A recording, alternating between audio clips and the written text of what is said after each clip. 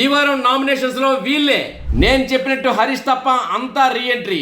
ఏ దారిన వచ్చారో ఆ దారినే వెళ్ళిపోయిన పాత వాళ్ళు చేసిన నామినేషన్స్ తో హౌస్ లో రచ్చ రంబోలా. మాధురి, తనుజ, కళ్యాణ్లకు దుమ్ము దులిపేసిన శ్రీజ దమ్ము. తన భర్త మాట వినకుండా వదిలేసి వచ్చినందుకు బాగా బాధపడుతూ ఏడుస్తున్న మాధురి దివ్యల ఏడుపు నుండి ఓదార్పు యాత్రకు బదిలీ అయిన తనుజమ్మ. హౌస్ లో కొనసాగడానికి రీఎంట్రీ ఛాన్స్ వాళ్ళిద్దరికేనంట.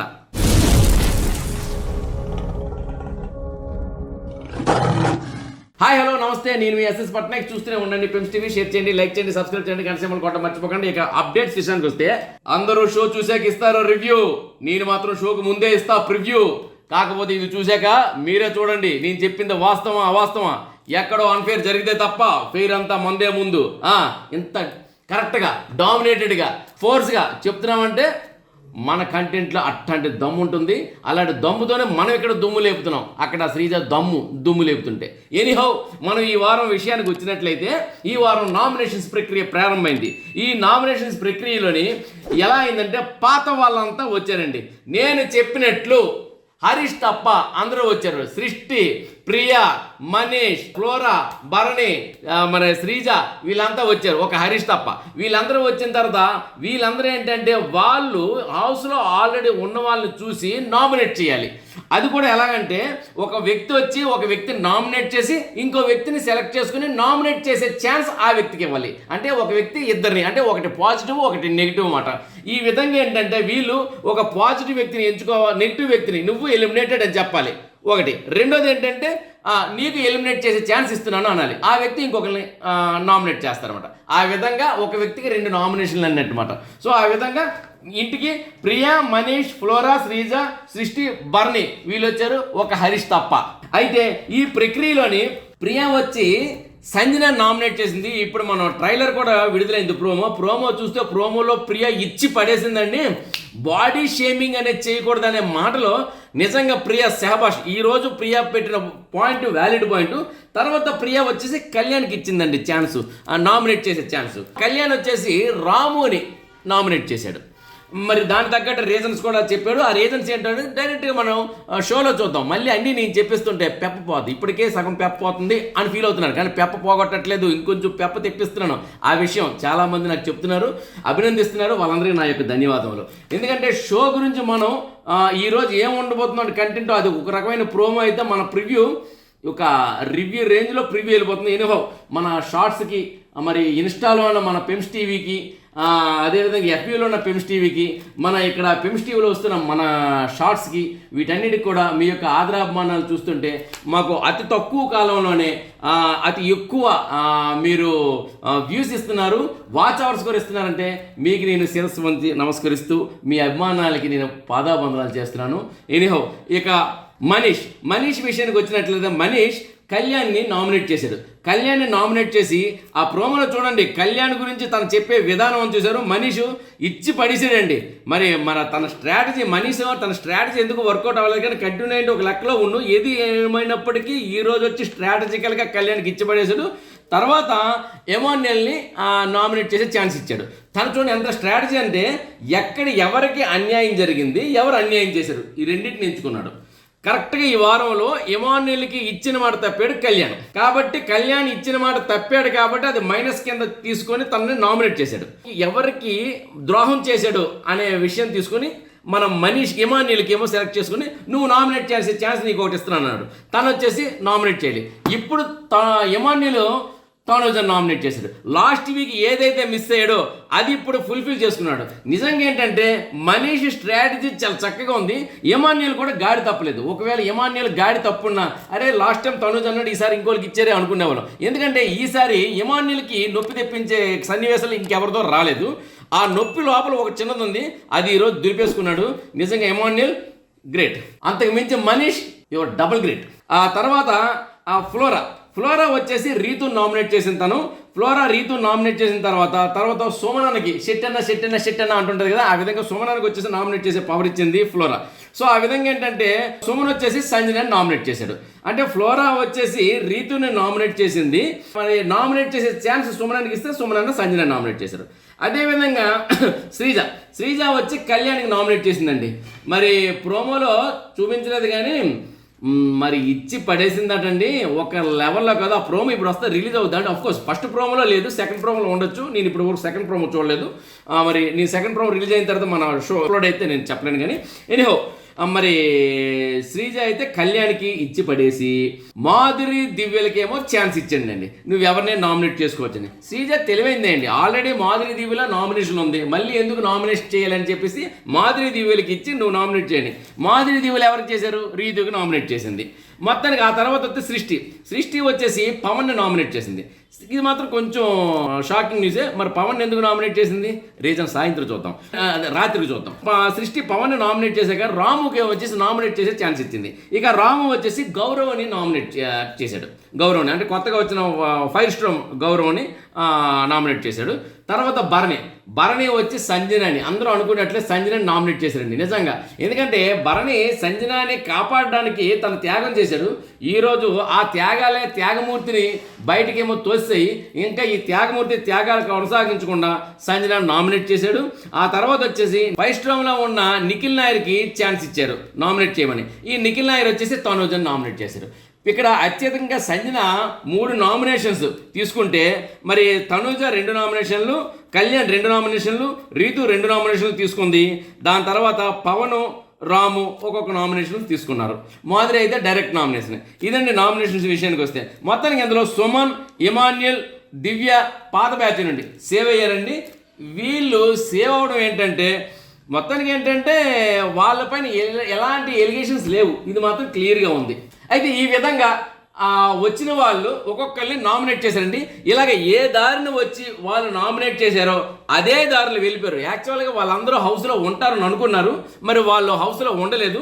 హౌస్లో ఉండకుండా ఏ దారిని వచ్చారో ఆ దారిని వెళ్ళిపోయారు. అయితే వచ్చిన వాళ్ళు కాస్త ఇచ్చిన బిస్కెట్లు అది మామూలు బిస్కెట్లు కాదండి, బాగా ఖర్చుకి ఇచ్చారు.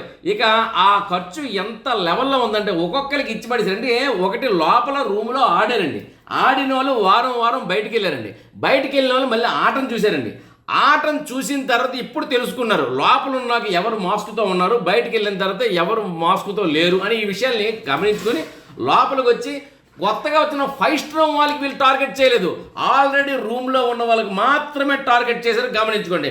మరి వీళ్ళెవ్వరు కూడాను 5 స్టార్ని టచ్ కూడా చేయలేదండి.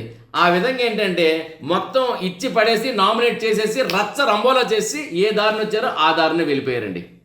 ఇక ఈ పాత వాళ్ళు చేసిన నామినేషన్స్ రచ్చ రంబోలాగా మారిపోయాయి. ఎంత రచ్చ రంబోలాగా మారిపోయాయి అంటే ఒక్కొక్కరికి ఏంటంటే వాళ్ళ యొక్క వ్యక్తిగత విషయాలు కాదు, అంటే రూమ్లో ఉండే విషయాలు, వ్యక్తిగత విషయాలు టచ్ చేయాలి. కానీ వ్యక్తిగత విషయాన్ని టచ్ చేసిన సంజనాకి నువ్వు బాడీ షేమింగ్ చేయకూడదు అనే విషయంలో మన ప్రియ ఇచ్చుకుంటే, అదేవిధంగా నమ్మక ద్రోహం చేసామనే విషయంలో వచ్చేసి మనీష్ కళ్యాణ్కి ఇచ్చుకుంటే, ఇక ఫ్లోరా రీతు విషయంలో కానీ శ్రీజ మరి అమ్మడు గురించి చెప్పక్కర్లేదు, భరణి గారు కానీ వీళ్ళందరూ వాళ్ళు చెప్పే మాటలు ఇప్పుడు నేను అవి చెప్తే అది పెద్ద ఎపిసోడ్ అవుతుంది. రాత్రి ఎపిసోడ్ చూడండి, రూమ్లోని ఈ రోజు వచ్చిన స్టఫ్ మనకి ఏ రోజు రాలేదు.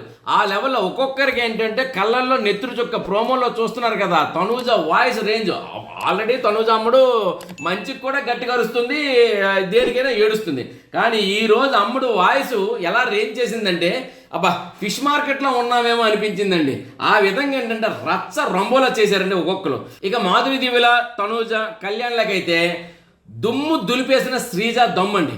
ఇక ఎలా దుమ్ము దులిపిందంటే మాధురికి ఆమె నామినేషన్ చేసే ఛాన్స్ ఇచ్చింది శ్రీజ, ఎందుకంటే ఆల్రెడీ డైరెక్ట్ నామినేషన్ అయిందండి.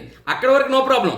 తర్వాత టార్గెట్ చేసి అంటే లైన్ థ్రెడ్ అల్లుకోవడంలోనే ముడి వేయడంలో శ్రీజ తర్వాత దేనికైనా.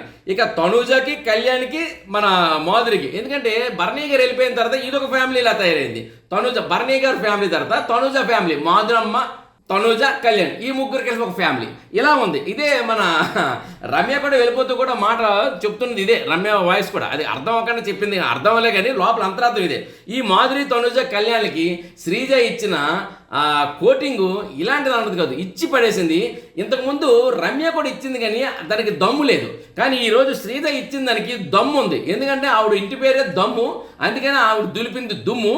తనూజకి, కళ్యాణ్కి నెత్తుడు చొక్కలేదు మొహంలో. మాధురి అయితే ఇంక చెప్పక్కర్లేదు. మాధురి గారు అయితే తన భర్త మాట వినకుండా వదిలేసి వచ్చేసి చాలా తప్పు చేశానని ఏడ్చుకున్నారండి. ఎంతలా ఏడ్చుకున్నారంటే నా భర్త నాకు వద్దు, బిగ్ బాస్ హౌస్కి వెళ్ళొద్దు అని చెప్తూనే ఉన్నారు. అయినా మాట వెనక నేను వచ్చాను, నేను నా భర్తను విడిచిపెట్టలేను. అయినా సరే నా భర్త మాటను విడిచిపెట్టి నేను ఈ బిగ్ బాస్ హౌస్కి వచ్చినందుకు నాకు తగిన శాస్తి జరిగింది అనే కోణంలో ఆమె ఏడ్చిన ఏడుపులు అంటే బాగా, అంటే అంత స్ట్రాంగ్ పర్సన్ ఏడుపేంటి. అఫ్ కోర్స్ ఆమె ఏదైనా మాటకి కరిగిపోయి ఆడటం ఒక రకం, కానీ ఇక్కడ శ్రీజ అనే మాటకి ఆమె ఏడ్చుకుంటా. అంటే దివ్యల మాదిరి ఒక నేర్పించిన తప్ప ఎవరిని ఏడిపించే రకం కాదు. ఐఎమ్ ఫైర్ బ్రాండ్, ఫైర్ అంతా లోపలే ఉంది అనే దివ్యల మాదిరికి లోపల ఫైర్ అంతా తీసేసి నీరు పోసేసి కంటుండి నీరు వచ్చేలా చేసింది శ్రీజ దమ్ము. మరి ఆమె ఎందుకు అంతలా ఏడిపించిందో, మరి తనూజ అంతగా ఫోర్స్గా వాయిస్ పెట్టడానికి ఏమైందో, కళ్యాణ్కి మరి శ్రీజకి మధ్యలో ఉన్న కారణం ఏంటో ఇదంతా మనం రాత్రి చూస్తే అర్థమవుతుంది.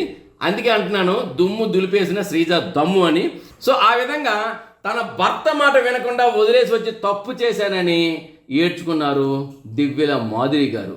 మరి తర్వాత ఏడుపు నుండి ఓదార్పు యాత్రకి బదిలీ అయిన తనుజమ్మ ఏంటంటే ఇంతవరకు తను ఏడవడమే తెలుసు, ఆడడం కన్నా ఏడడంపై ఎక్కువ మోజు చూపిన తనుజ ఆమె ఆడుతుంది, ఓడిపోతే ఏడుస్తుంది, గెలిచినా ఏడుస్తుంది, కానీ గెలవడం తక్కువ, ఓటం ఎక్కువ, ఓటం మించిన ఏడడం ఎక్కువ.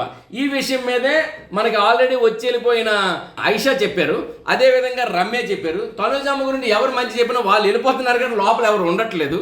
మరి బిగ్ బాస్ గారు ఈ విషయాన్ని గమనించాలి. ఒకవేళ ఎవరైనా తనుజమ్మకి ఏమనంటే బిగ్ బాస్ రూమ్లోకి తీసుకెళ్ళి వీళ్ళు ఇలా నీకు అంటున్నారని జాగ్రత్తలు చెప్తున్నారు, మిగతా వాళ్ళకి జాగ్రత్తలు చెప్తున్నారు, కానీ ఈమెకి ప్రత్యేకించి జాగ్రత్తలు చెప్తుంది మనకు కనిపిస్తుంది. అయినప్పటికీ ఈమెకి ఏడొద్దని చెప్తున్నారు కానీ ఎక్కువగా చెప్పట్లేదు. కానీ ఈమె ఏడ్చిన ఇక మొదలు పెడితే మనం చూడలేము. అలాంటిది ఏంటండి ఈరోజు తనుజ వద్దు నువ్వు ఏడవకు కదా, నేను ఉన్నాను కదా ఏడవకు అంటూ మన దివ్యల మాదిరికి ఓదార్చారట. దివ్యల మాదిరి ఏడిస్తే ఓదార్చిన తనుజమ్మ, అంటే ఓదార్పు యాత్ర మొదలుపెట్టిన తనుజమ్మ. గ్రేట్. తనుజమ్మలో ఇదే చూడాలనుకున్నా. తనుజమ్మ నువ్వు ఏడొద్దు, ఏడ్చే వాళ్ళకి ఓదార్చు, ఇది కరెక్ట్. సరే ఇక హౌస్లోకి వచ్చారు కదా పాత వాళ్ళంతా, పాత వాళ్ళు వచ్చారు, కత్తితో పొడిసి వెళ్ళిపోయారు. కానీ ఇందులో ఎవరు కొనసాగుతారు చివరి వరకు, కప్పు కొట్టడానికి ఎవరు నిల్చుంటారు అనే విషయం మీద కూడా ఒక ఇది ఉంది. దానికి ఈ వచ్చి వెళ్ళిపోయిన ఈ ఆరుగురిలోని ఒక ఇద్దరు రావడానికి ఉన్నారంట. ఆ ఇద్దరు ఎవరంటే శ్రీజ బర్నీకే ఆ స్కోప్ ఎక్కువ ఉంది అనేది పవనాలు వీస్తున్నాయి. మరి ఇప్పుడు అంటే ఈరోజు సోమవారం, ఈరోజు వస్తారంటే మనం రేపు మంగళవారం చూస్తాం. మరి రేపు మనం ఎవరిని చూస్తున్నాం, శ్రీజానా, బర్నీ గారినా, లేకపోతే మిగతా వాళ్ళనా? మొత్తానికి శ్రీజ బర్నీ అయితే కన్ఫామ్ అని అనుకుంటున్నారు. ఆ దమ్ము ధైర్యం శ్రీజాకి బర్నీకి ఉన్నాయని మరి అబ్బాయిని కూడా కోరుకుంటున్నారులేండి. సరే ఇవన్నీ ఈరోజు అప్డేట్స్. మరిన్ని విషయాలతో మళ్ళీ నేను మీ ముందుంటాను. అంతవరకు సెలవు. నమస్తే. నేను మీ ఎస్ఎస్ పట్నాయక్. చూస్తూనే ఉండండి పిమ్స్ టీవీ. షేర్ చేయండి, లైక్ చేయండి, సబ్స్క్రైబ్ చేయండి, గంట సింబల్ కొట్టడం మర్చిపోవద్దు. ఎందుకంటే మీకు అప్డేట్స్ అందరికన్నా ముందే వస్తున్నాయి, మీరే చూసుకోండి. నేను ఇప్పుడు చెప్పినవి రాత్రికి జరుగుతాయి, రాత్రికి కాదు రేపు జరుగుతాయి, ఒక్కోసారి 2 రోజుల ముందే నేను చెప్తున్నాను. ఏదైనప్పటికీ మనం చెప్పినవి జరుగుతూనే ఉన్నాయి, ఎక్కడో అన్ఫేర్లు తప్ప. నెక్స్ట్ మనం పెట్టిన చుక్కలకి, ఫుల్ స్టాప్లకి, కామలకి, కొటేషన్స్కి, ఆశ్చర్యార్థాలు కూడా అర్థాలు ఉంటాయి. అవి అర్థం చేసుకునే వాళ్ళకి అర్థం అవుద్ది, లేని వాళ్ళకి వ్యర్థం అవుతాయి. నమస్తే.